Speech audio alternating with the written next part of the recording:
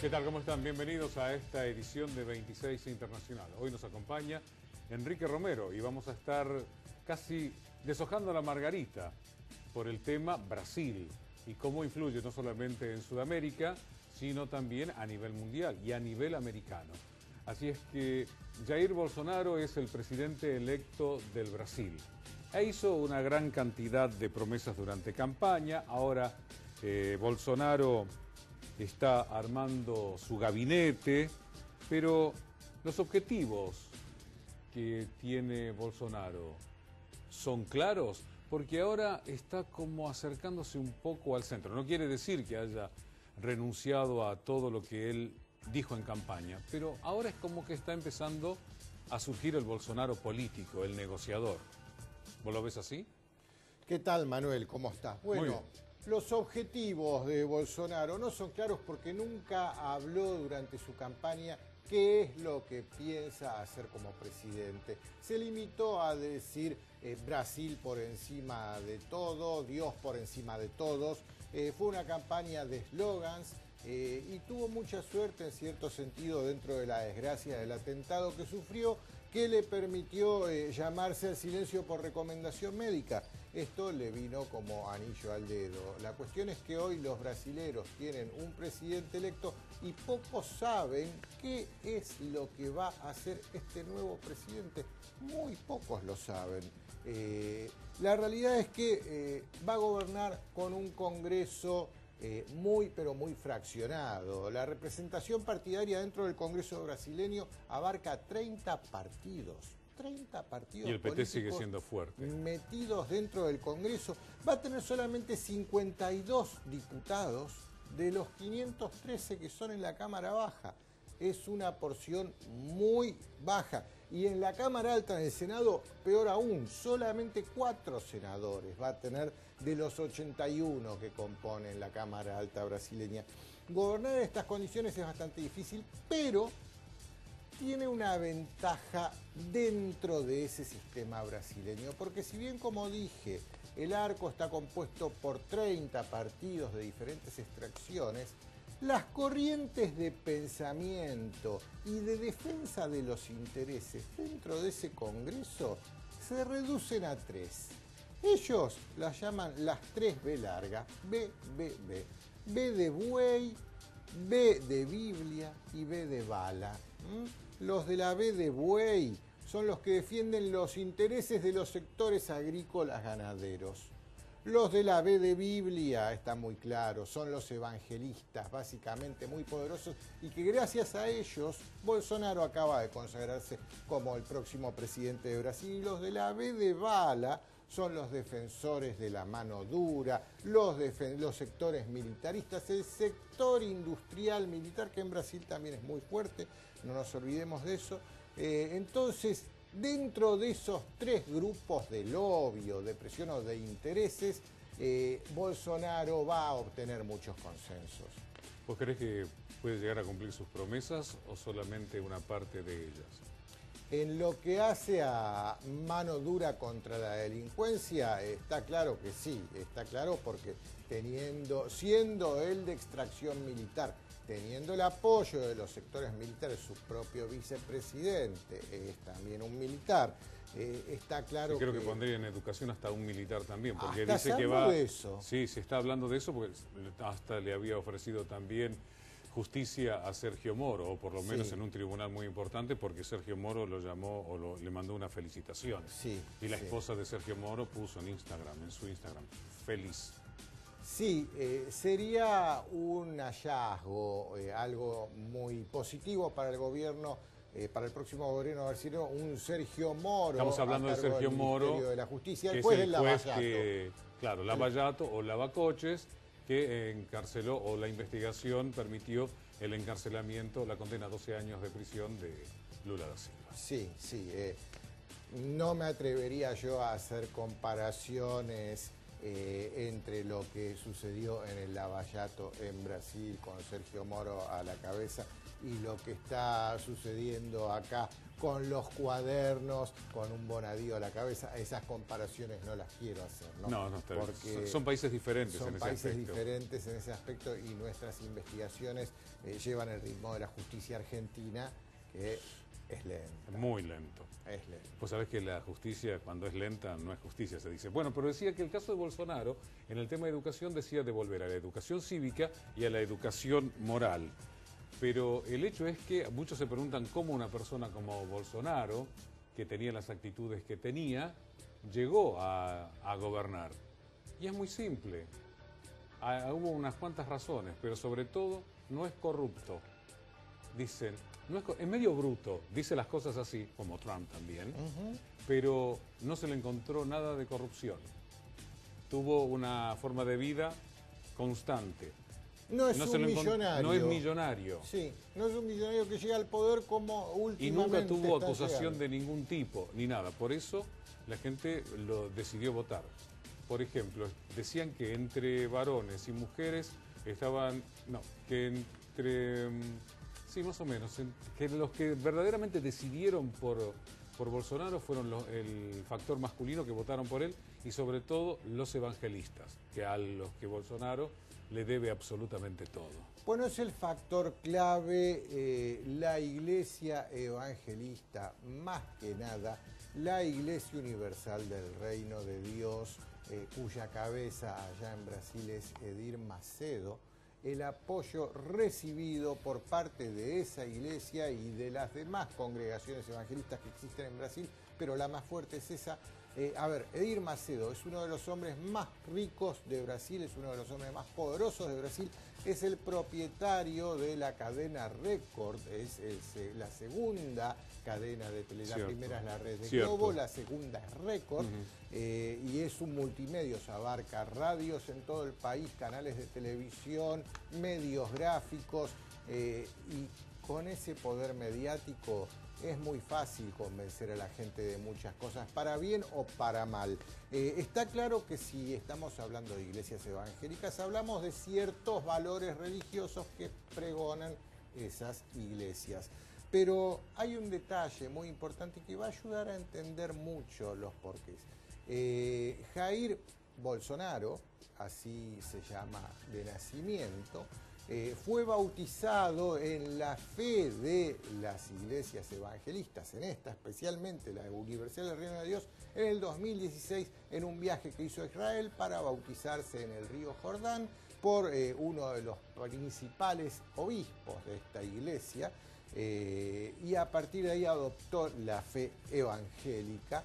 Y esto fue lo que lo catapultó a la presidencia. ¿Por qué? Porque ya desde la década de 2008-2009, creo que fue, Edir Macedo editó un libro que se llama Plano de Poder.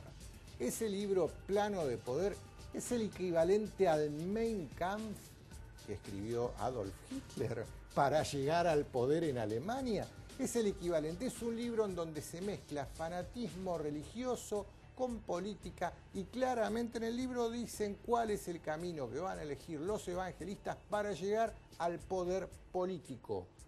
Ese camino se vio encarnado en un personaje que a partir del día que se bautizó en el río Jordán adoptó como segundo nombre no solo Jair, sino Jair Mesías.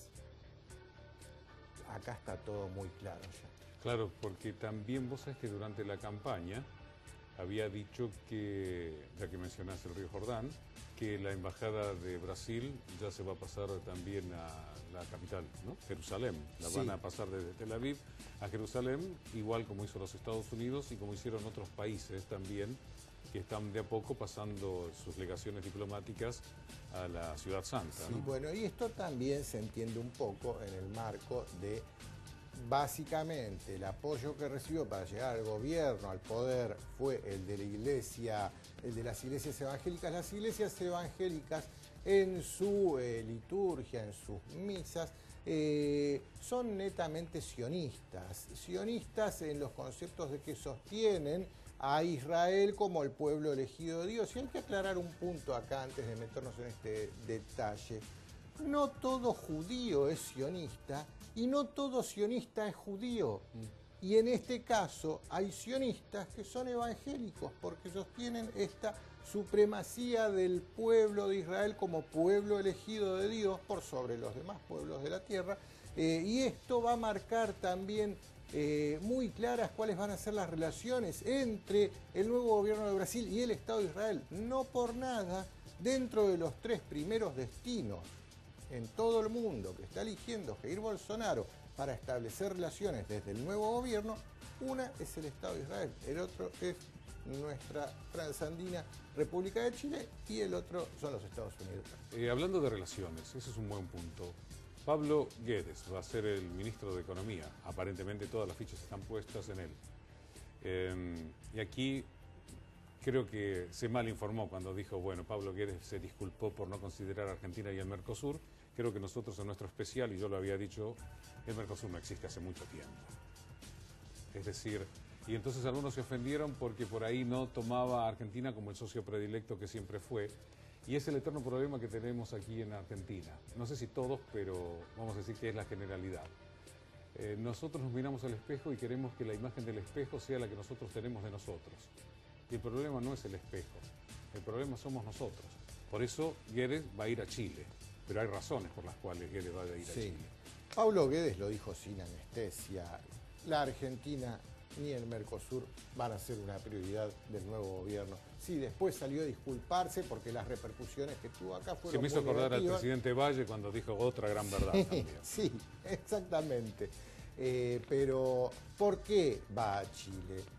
Recordemos, Pablo Guedes es uno de los becados privilegiados que allá en la década del 70 fueron elegidos para ser instruidos en la escuela de Chicago, la escuela de Milton Friedman, del monetarismo, que se fue imponiendo a sangre y fuego para experimentarlo primero en nuestro continente sudamericano. El primero que lo inauguró fue el régimen de Augusto Pinochet en Chile, y Paulo Guedes fue catapultado desde la escuela de Chicago, la Universidad de Chicago, a una asesoría en Chile como asesor económico de Augusto Pinochet.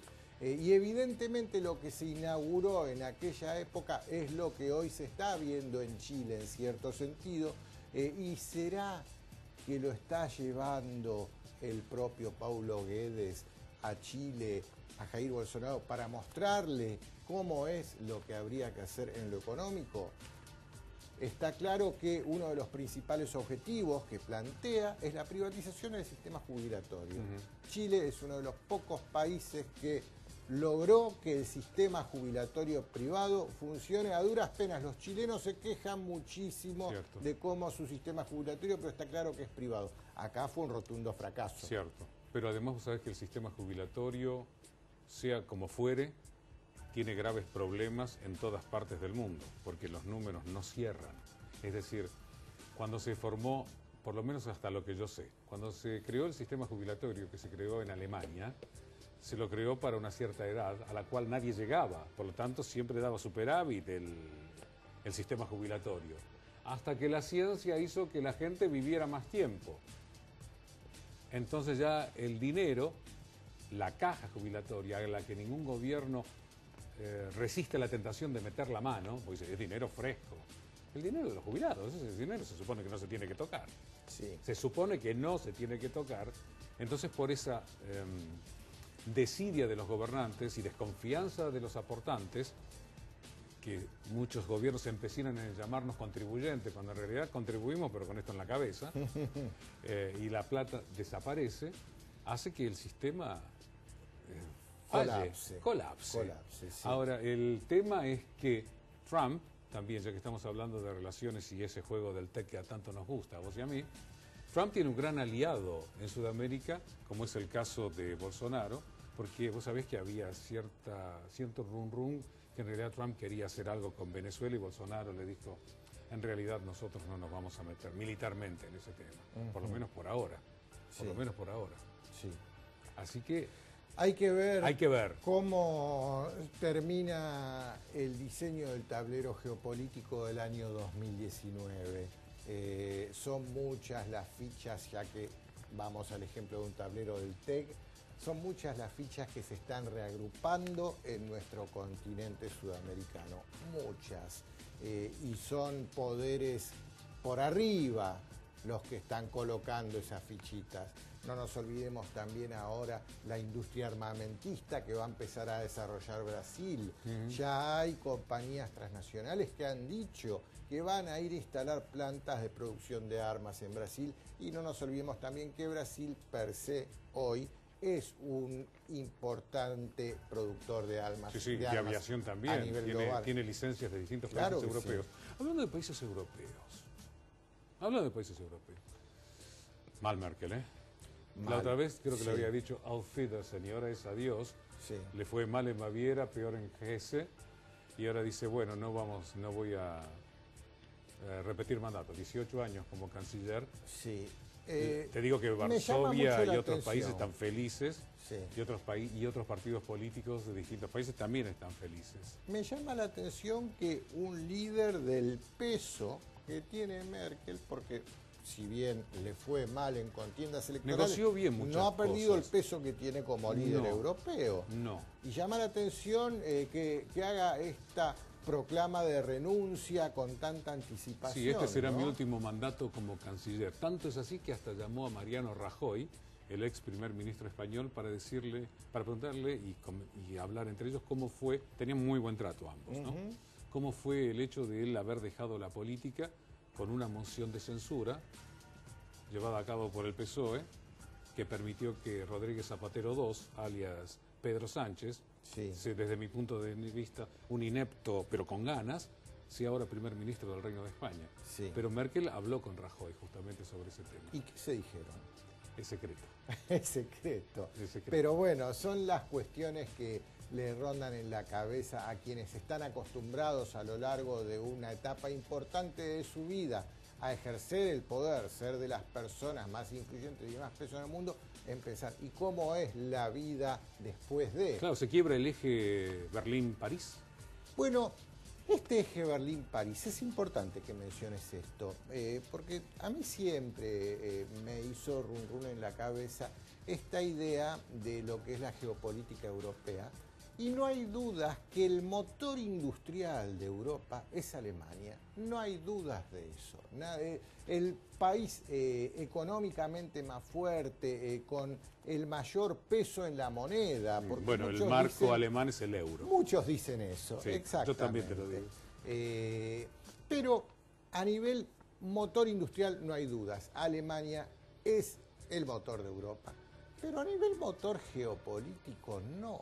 No por la dureza que tienen los alemanes. Claro. Cosa que se lo aplicaron a los griegos, por ejemplo, y Salvini se le está levantando. Sí. No, el presupuesto, Bruselas, señores, vamos a hacer el presupuesto a la italiana. Exactamente. Sabe que Salvini está para bien. Exactamente, pero en cambio Francia, por esta cuestión, si querés, de la liberté, egalité, fraternité, tal vez por eso se ha ganado a lo largo de estos últimos siglos el lugar de ser el motor geopolítico de Europa. Entonces tenemos una Alemania como motor industrial, una Francia como motor geopolítico, y esa unión fue lo que hizo que la Unión Europea, con todos los defectos que tiene, siga funcionando. Pero ha tenido muchas críticas la señora Merkel, y sobre todo de Alemania, porque cuando te hablaba del millón de inmigrantes, no estaba pensando en los países europeos, estaba pensando en el millón de inmigrantes que Alemania necesitaba justamente para mantener todo el sistema económico. El motor industrial en funcionamiento. Claro, y además el sistema jubilatorio y de aportantes, porque lo que se está teniendo es un bajo crecimiento vegetativo en Europa. Las europeas no quieren tener hijos, entonces se viene una inmigración culturalmente diferente. Entonces se encendieron todas las alarmas, vamos a decir la verdad. Se encendieron todas las alarmas y evidentemente resuena en los oídos algo que una vez dijo Gaddafi: nosotros conquistaremos Europa con el útero de nuestras mujeres. Sí. Entonces hubo planteamientos en los países de Visegrado, Italia, sobre todo Orbán, lo hemos mencionado más de una vez, en Hungría, está apareciendo Vox en España, está el caso de Le Pen, Alternativa para Alemania, y otros partidos diferentes, tanto de izquierda como de derecha, y el euroescepticismo también, porque vamos a decir algo, el euroescepticismo ahora ha mutado, ya no quieren un Brexit, pero quieren transformar Europa desde adentro, pero no tanto con las directivas de esta señora, ni de este país, sino algo más consensuado. Más consensuado, más flexibilizado, sin la rigidez que es característica de Alemania y de los alemanes en sí mismos, ¿no? Y eso lo vamos a ver en las elecciones del año 2019, en mayo, donde los jóvenes van a tener que participar. Pues sabés que los jóvenes europeos se sienten europeos, pero no van a votar. No van a votar. Vengan a votar. No les interesa la política, no participan de la vida política. Eso llama la atención también, ¿no? El rol que está teniendo la juventud europea, que no es solamente un escepticismo, como vos decías, un euroescepticismo, es un escepticismo frente al futuro, frente a la vida, y eso es un problema que las naciones tienen que resolver. Vamos a tratar rapidito, pero vamos a darle 3 minutos a cada tema. Nos quedan 2. Uno importante, sí, que es la caminata de los migrantes que va a los Estados Unidos, los 5.200 soldados que se van a sumar a los 2.000 en la frontera entre los Estados Unidos y los Estados Unidos mexicanos. Ya hay 3 oleadas, tres grupos de personas, en un momento eran 7.000, sí. 4.000 ya se fueron, todos convocados por WhatsApp, todos pobres de toda pobreza. La tercera es de 300 personas, fueron muy violentos con la frontera en México, los mexicanos se quejaron, tuvieron que aplicar cierto rigor, y Trump dijo, señores, se va a acabar el ius soli. Bueno, aunque dice que es muy difícil que lo pueda lograr, pero dice, si no va un decretazo. Sí, en cierto sentido me parece una barbaridad, una medida de esa naturaleza, porque van a terminar pagando justos por pecadores. Siempre hay daños colaterales. Ese es el problema, pero... ¿Sabes por qué ocurre muchas veces eso? ¿Por qué? Porque no se tomó el problema desde el comienzo. Y si vos sos duro cuando el problema empieza, te dicen que usted es muy, muy duro. Y después cuando el problema se agranda, te dicen, bueno, ¿y ahora cómo salimos? Y ahora es tarde, hermano. Sí, pero bajo estas nuevas normas terminarían deportando personas de 30 años, de 40 años, que nacieron en Estados Unidos, se educaron en los Estados Unidos. Será a partir de ahora lo que quiere hacer. Se sienten estadounidenses. No me cierra, me parece más los republicanos les dijeron, es una bravuconada más de las que a Donald Trump le salen por la boca. Sí, pero vos sabés me parece impracticable. Pero tiene repercusiones en los votantes. Claro que porque sí. Ellos llaman que los inmigrantes vienen y tienen lo que llaman el bebé ancla. Sí. Es decir, nace un bebé, ya no se puede deportar. Porque en realidad el nacimiento por tierra, como tenemos nosotros, lo tiene una cierta cantidad de países. Por ejemplo, usted nace en Suiza, sus padres son, no sé, ingleses, usted no es suizo, usted nació en Suiza. A los 18 años, te lo digo con conocimiento de causa porque tengo familiares también, usted recién a los 18 años puede optar por la ciudadanía helvética o elegir la de sus padres.